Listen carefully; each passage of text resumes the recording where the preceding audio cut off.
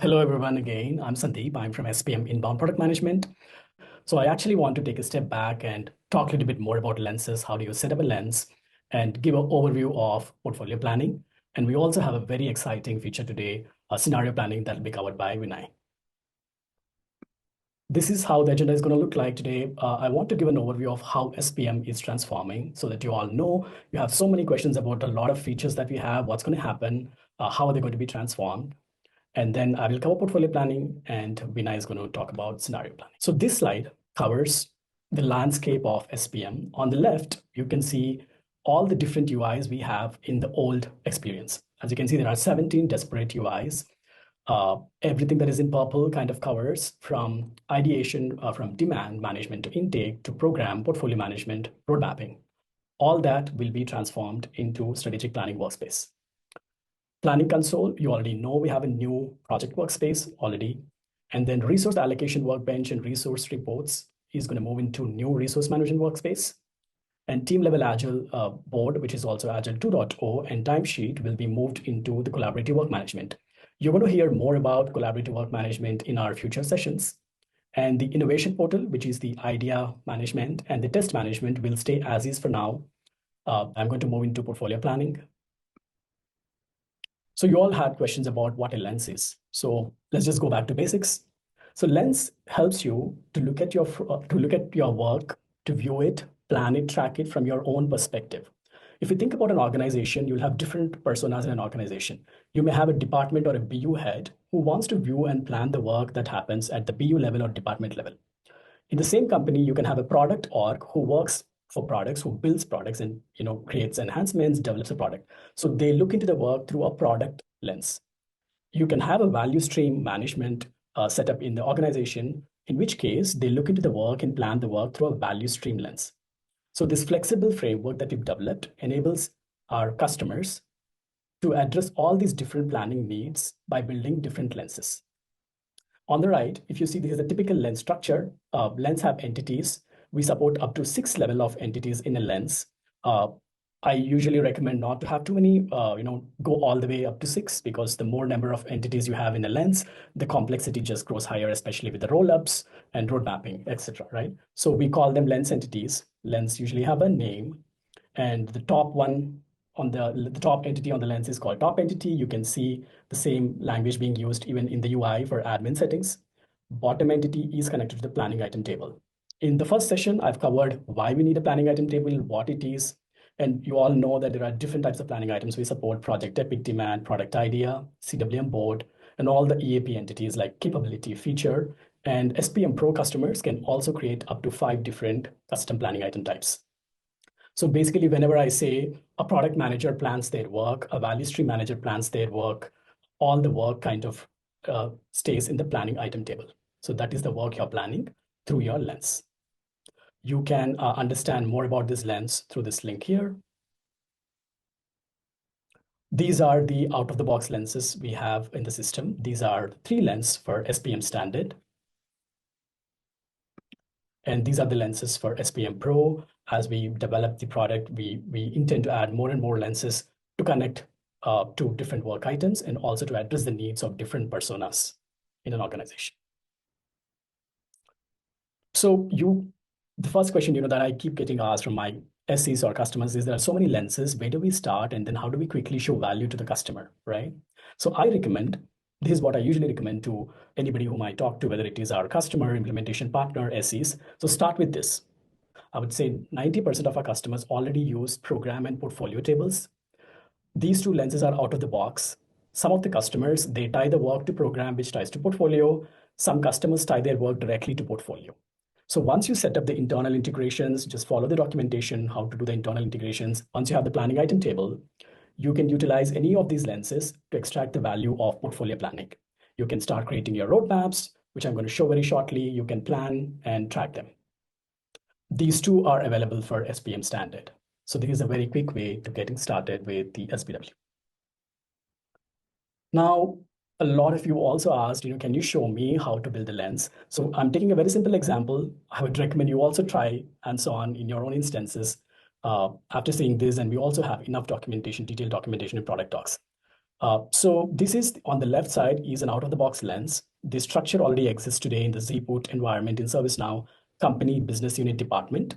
And planning item is already attached to department. You can, whenever you open a project record or a demand record or an epic record, you can see department field already stamped on it.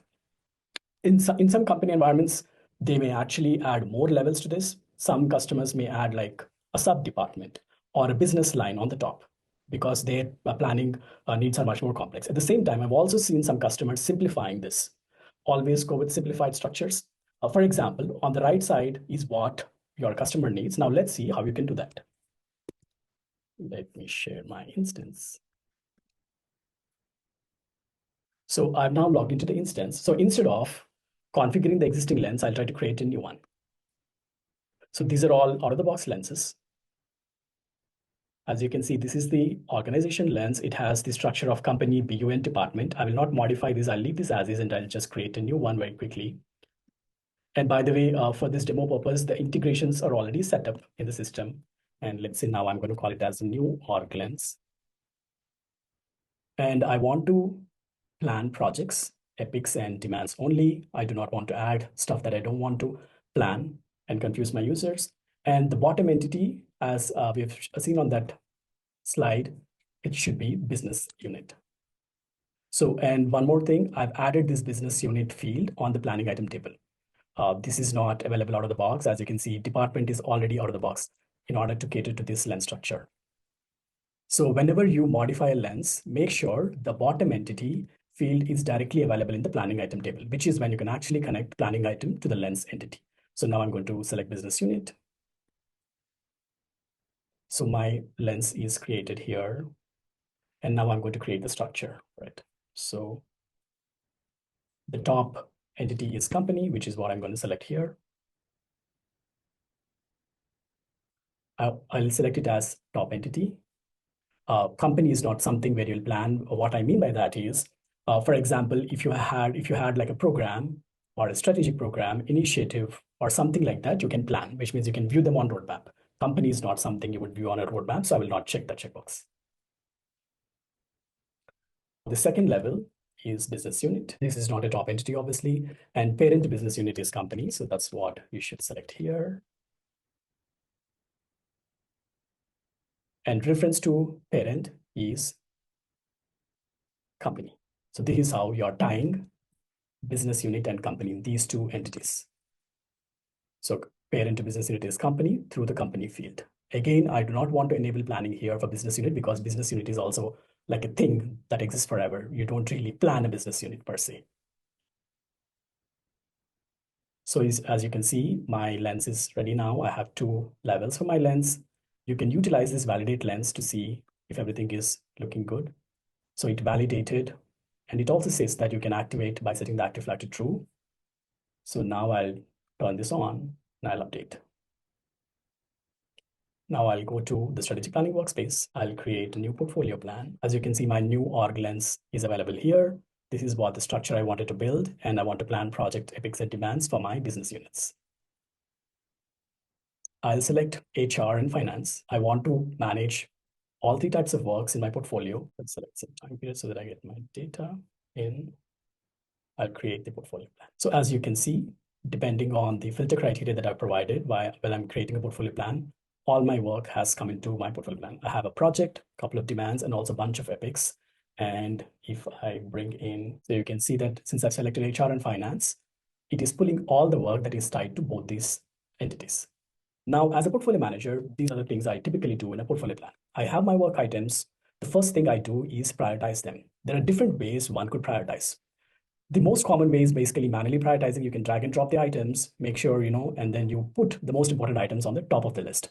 In this portfolio plan, we support up to 250 items out of the box. Again, for performance reasons, we've talked to enough customers, and then what we've seen is that 250 or less is the typical number that they work with.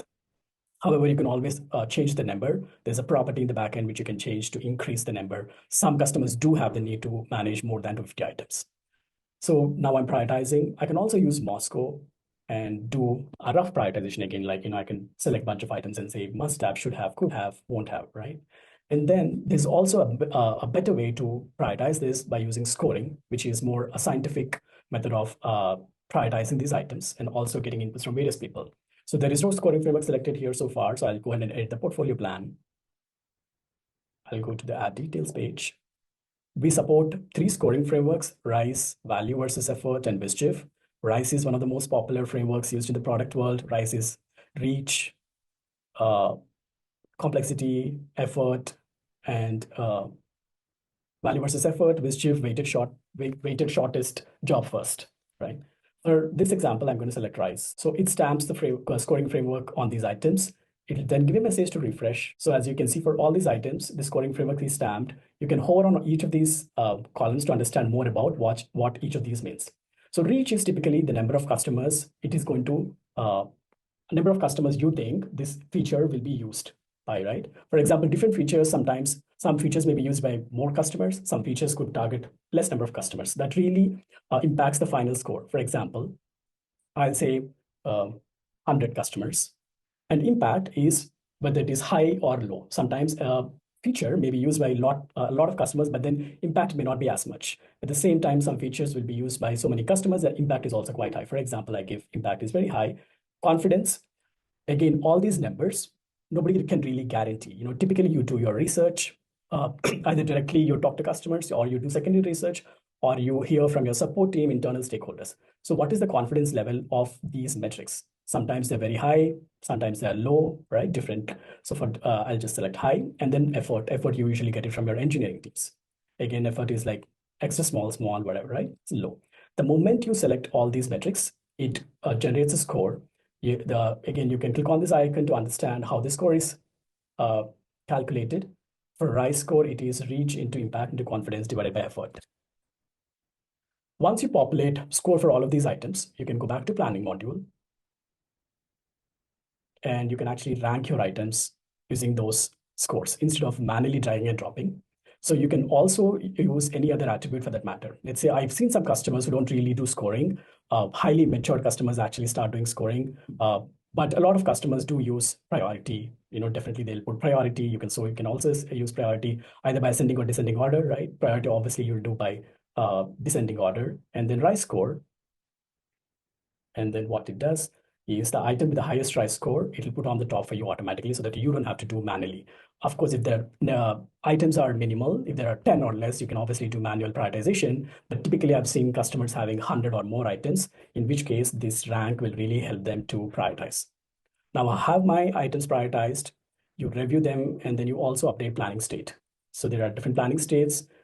Every item basically starts from new, and then you can move them to in review, prioritize. I've also covered why we needed these planning states in the previous session, in the first session especially. So once you update any item as prioritized, they show up on the roadmap.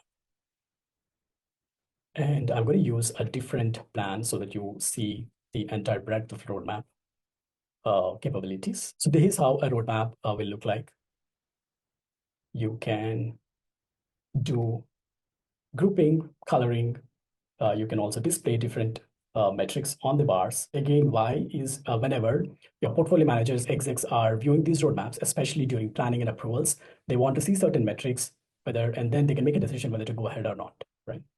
And you can also view item milestones, dependencies, etc. Now, road mapping at different contexts in time, you want to view our roadmaps differently. For example, when I'm working with my engineering team, I want to see how my different items are allocated to, with different teams. But for example, if I want to take this roadmap to my executive management to have a dialogue and eventually get an approval, I will perhaps group all the items by goal, right? I want to show them how the work is aligned strategically. So this is how I would do, and then save it as a new view and call it as exec review. And also share it with all the stakeholders, save it. Now, I will change this grouping for when I'm doing my tracking, for that matter, by portfolio. So let's say I'm a program manager. I also track the work. Whenever I want to track, I turn on the tracking mode. And then this is typically the view I use for my tracking. So I will use this and then save it as another view as biweekly tracking. Again, I'll share it with all the stakeholders who are part of the portfolio plan. So basically here, these views help you to personalize your roadmap differently for different contexts and for different personas and save them as views so that you don't have to apply these filters again and again. Any change that you do across all these 4 tabs will be saved as part of these views. Anything, whether the columns that you select, show and hide, sorting, even the column width that you change, you can save it as a view. So that whenever you do this and share this with your executives, all they have to do is select the right view, and then they will see what you expect them to see, right? I will go back to my the rest of the features like Kanban, hierarchy I've covered in session 1. So I would recommend, if you all have not seen the session 1, please review the session 1 again. I'll go back to the, yep. So scoring, we support 3 out of the box scoring frameworks. And I've also seen customers creating their own custom scoring frameworks as well. Again, highly mature teams do create custom scoring frameworks. I've seen more than 4 metrics within a framework too. But some customers don't do, some customers do. Yeah, it's documented. Here you can review the documentation. What are the benefits of portfolio planning? How do you convince customers to adopt this, right? And as you can see this arrow, this is what I've observed across our customer base. Typically, these are the benefits they extract initially, the visibility into the work across the organization. This really helps as a single pane of glass view. But basically, they can view all the projects that are happening across their BUs, departments, portfolios in a single roadmap and a list in a single portfolio plan, right? And also quickly able to draw roadmaps for their different portfolios or products or value streams. As I've shown, once you set up the internal integrations, all you have to do is utilize out-of-the-box lens or build a new lens according to customer needs, and they can immediately take the advantage of gaining visibility into the work. And most of the customers I've seen is this is the first thing they look forward to is let me have visibility into all different kinds of work that's happening in my organization. Today, they'll have to scramble around, ask people, multiple different Excel sheets, different PPTs, different roadmaps. This is the first thing. And now the second benefit that they see is again tracking. Once you have all the data, as you get visibility, you also get visibility into how they're performing. What is the percentage progress of each of your work item, whether they are red, green, yellow, what are the risks, what are the financials at portfolio level, etc. Tracking is the second benefit I've seen our customers getting. And when they have enough maturity, when they have enough change process established, is when they actually move to planning, especially scoring, ranking, prioritizing, road mapping. Strategic alignment is even more highly mature customers I've seen, but that's the ultimate value that they realize when they do everything, that portfolio planning offers.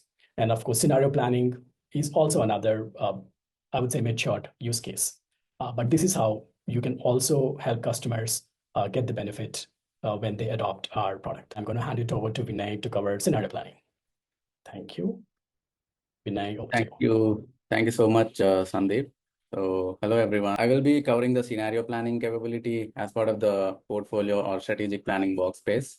That appends the functionality that Sandeep has demoed so far, which we call as a live portfolio plan, and how you can leverage scenario planning to simulate any changes to that live plan without impacting whatever was already committed. So first, let's ask the primary question: what exactly is a scenario? So a scenario is a simulation environment using which you can explore changes to your plan's important data points, like the timelines of the planning items or the priority. Should you prioritize it or deprioritize it, or how much budget is it that you would like to allocate? So these core components which decide on the changes to your current or future plan can be simulated in various angles using multiple scenarios without impacting the live records, so that you can collaborate with your stakeholders, have a discussion about this scenario gives this outcome versus this scenario gives a different outcome, and have a great discussion about like which is it that they would like to go with, using the visualizations that we have as part of the new scenario planning exercise. And when they are ready to make that commitment that yes, this is the right plan that we would like to approve, they hit the approve button on the scenario, which makes all the changes that were done as part of the scenario applied to the live plan. so that the stakeholders like the project managers or product managers who is responsible to execute those work items can get notified if their projects got approved and how much budget that they have got and what is the timeline that they need to cover. So why do you need to use this scenario planning? Because it helps the users to prevent disruptions to the live plan as they are like still figuring out what changes that they need to make to the live plan uh, before they are ready to commit those changes. And it also facilitates informed decision making. So imagine trying to see like what different combinations of what is the budget that you can allocate to different items in your backlog versus the benefit that you are going to get, and what are the probable timelines, and what is the strategic outcomes that are derived from those planning items. You can try out n number of combinations and then compare them against each other to make an informed decision. And finally, it also encourages collaborative planning because multiple stakeholders can create their own scenarios, bring them to the table, put them on the comparison screen, and then collaborate, have a great discussion about which scenario is it that will help them deliver their organizational outcomes, and then make a collective decision. So using the new scenario planning, we believe organizations can truly transform their planning exercise and have more confidence in the decisions that they are going to make for the future of their portfolio. So now let's dig right into the different capabilities of the scenario planning feature. So this is the workflow that we have designed in the system, combining the execution and the strategic layer with the scenario planning included. So I would like everyone to have a very detailed look into this workflow as I explain this, because this is the best practice that we recommend to our customers to get their full ROI on the scenario planning and the strategic planning capabilities that we offer. So it all starts with a demand or project manager putting a new item in the backlog saying, hey, we need to do this project, and these are the potential dates that I intend to propose that we start this project. And of course, they also give their estimated costs and estimated benefits and make a good business case out of that new item that they are putting for consideration. Now, more such demands or projects are created which feed into the portfolio planning exercise by a portfolio manager or a portfolio management team. And when they are looking at all the backlog items that they have and trying to see, okay, these are all the qualified demands or the qualified projects in our backlog, which cross a minimum set of criteria, which using our great demand assessment capability. So they create a plan, as Sandeep shared, they create a portfolio plan using a filter criteria. It could be by a portfolio or a business unit or a strategic program, whatever is their favorite lens. They can use it to create a portfolio plan and select the time range. So ideally, like we are right at the beginning of a planning exercise where organizations start their annual planning. So for example, an IT department head will create a portfolio plan for the next year, which is FY26, and then it brings in all the items that they have in their backlog. Now, instead of making the changes directly on the planning items, what if the portfolio manager can spin up a scenario saying, hey, in this scenario, I'm going to purely look at the scoring metrics that we have assigned using the scoring framework, and then prioritize those items, set my budget, and then see what items can be funded in it. And then he can create another scenario where I'm going to ignore the ranking. I'm going to purely go by the monetary benefits that I'm going to get. And I create a third scenario. And in that scenario, I want to do a balancing of benefits and also the risk and compliance aspect, and then come up with an ideal plan which doesn't like leave the risk to God, and also ensure that all the compliance and risk analytic projects are also prioritized while also balancing the benefits. So they can spin up such a scenario. And when they create a scenario, that's when it shows a simulation mode of all the items from the live plan. So in that scenario, we are going to have a set of scenario dates, which are based out of the plan dates, and a set of states and also the budget. And then the user can set the target and start prioritizing items and move the timelines and try out different budget combinations. And once they have created few scenarios, they can compare the scenarios and approve. And when they are ready to make a decision, that's when they approve the optimal scenario, which then updates the live plan.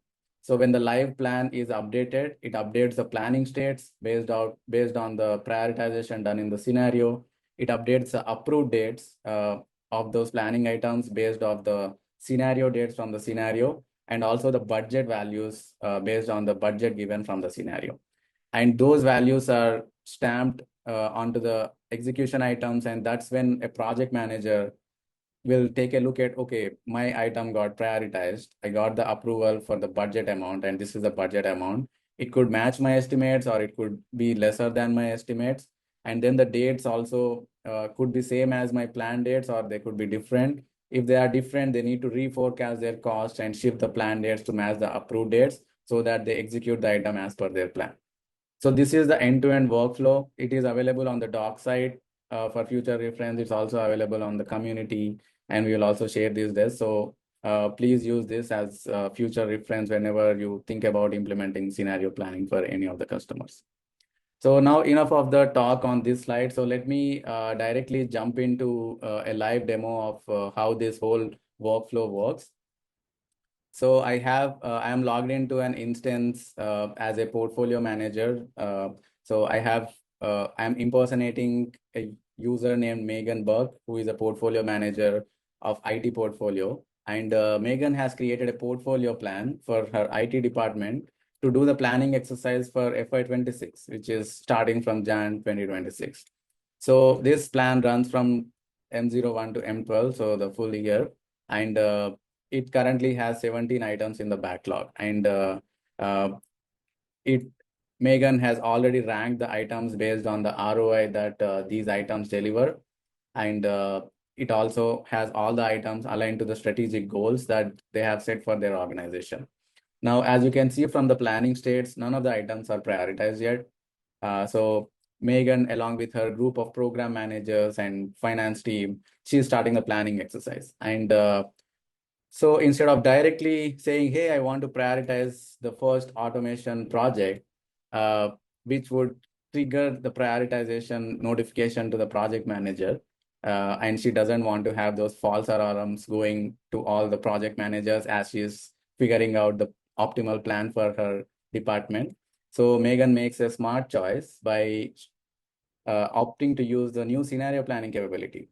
So she will select to create a scenario, and she's going to name it as prioritize by rank. And she can create this scenario. Ideally, as she's just getting started, she just has the current plan to create this scenario from. So what it's going to do is it is going to create a scenario which opens in a simulation mode as shown in the banner. So this is the playground for Megan to make all the changes that she wants to do. Uh, in this scenario, she is choosing to make this prioritization by purely going by the rank. So she sees all the items, and there is a new in-plan column with a bunch of toggles. So this toggle easily enables Megan to prioritize an item. And also, like if it is already prioritized, she can just untoggle to deprioritize it. So as she prioritizes the first item, Megan notices that, okay, she forgot to set the portfolio budget for that she was given with by their leadership team for that fiscal year. So she navigates the financials tab and chooses the set target option. So Megan was given $1 million in capex budget and another $1 million in opex budget to run the IT projects for that year. So she sets that as the portfolio target, and she can already see that there is some simulated budget for the top ranked item as she already marked it in plan. So in this scenario, as we have already heard, she is purely going to prioritize the items by rank. So as she prioritizes on the outcomes panel, she can see the total benefits that they are going to get out of these prioritized items, and what is the goals that these items are going to be delivered. So far, all the items are aligned to improving the customer satisfaction. So Megan has a lot of budget left that she can spend. So she's going to continue ranking the items, prioritizing the items by rank. until she exhausts the target balance. Okay, so yeah, as she prioritizes 11th, the target balance turns red as they are overspending over the capex target that they were set with. So she's going to deprioritize the last item, and she notices that there are no other items in the top rank which she can adjust in the target balance. So she is good with this scenario. She can see that out of the 1.17 million that they are spending, they are going to get a 2.62 million monetary benefits in return, and all the items are aligned to their strategic objectives. Two are for cost savings through AI adoptions, and two are increasing revenue by $300 million. So she is good with the first scenario where she totally went by the ranking, and it is also offering great benefits. So she wants to try another scenario because she is not happy with the items aligned to the AI adoption, because we know AI adoption is a hot uh, trend right now, and she knows that she needs to spend more budget on the AI initiatives because she doesn't want to be left behind, and she wants to implement some agentic AI capabilities in their organization. So for that, she's going to create another scenario, and she is going to name it as prioritize AI initiatives, and she is going to uh, create this scenario over the existing scenario that she has been working on. So in this case, the scenario will be a copy of the previous scenario. So she can see that right now she only has two items aligned to the AI initiatives. She chooses to group the items by primary goal, and so that she can easily find out which items are aligned to AI. So, and in this case, she chooses to prioritize the remaining two projects, one for implementing agentic AI and another for AI automation. But the outcomes panel shows red. She is over the capex target. So she needs to deprioritize something to bring the budget within the target. So she is going to deprioritize some low ranked items which are not aligned to AI initiatives. And she is good in this case. Now she wants to compare the scenarios that they have created, so that they can make a good informed decision on which scenario to go with. So she adds the two scenarios onto the compare scenarios page, and the compare scenarios page gives a good overview of what is the capex and opex budget split that they are spending against the target, what's the total, how much benefits that they are getting, and what is the percentage of budget that they are spending against each goal. And then they can also see like which items are prioritized in the respective scenarios and how many items are aligned to which strategic goals. So for the demo sake and also probably more realistic, Megan's team has decided that they want to go ahead with prioritizing AI initiatives. So a user with scenario approver selects the approve scenario button, and the model shows what changes are going to happen when the approve scenario is going to be pressed. So the user selects approve scenario, and all the prioritizations that were done in the scenario and the budgets that were entered, they will be updated onto the live planning items. So it's an asynchronous process, as a lot of changes could be involved in approving a scenario. The user sees this banner that it's in progress and it may take a few seconds.